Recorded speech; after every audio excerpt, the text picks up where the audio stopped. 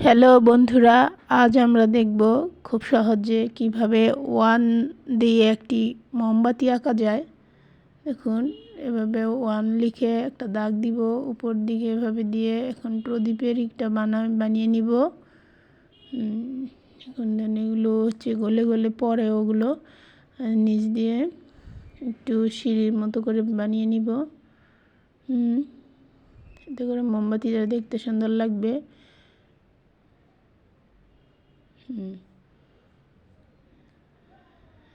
এই তো হয়ে গেল একটি মোমবাতি। খুব সহজে এভাবে সোনামণিরা মোমবাতি এঁকে নিতে পারবে। এখন আমরা যে প্রদীপের ইটা দিয়ে দিব,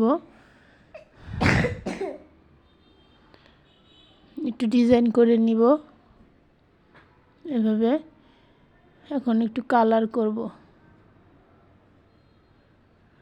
এখন কালার করে নিব। এখানে প্রদীপে হলুদ কালার দিব আর মোমবাতিতে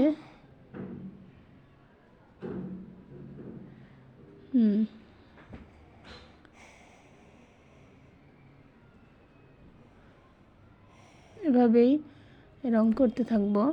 এখন এখানে লাল রং করে নিব। এভাবেই খুব সহজেই সোনামণিরা একটি মোমবাতি এঁকে নিতে পারবে।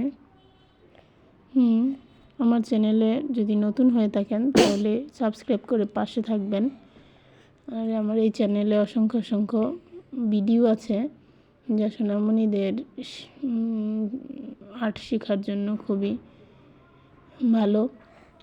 খুব সহজ পদ্ধতিতে এখানে আঁকা হয়। দেখুন, এভাবে এখন এই নিচে নীল রং করে নিব। এই তো হয়ে গেছে। এভাবে একটি মোমবাতি এঁকে নিতে পারবে সোনামণিরা। ভিডিওটি দেখার জন্য অসংখ্য অসংখ্য ধন্যবাদ।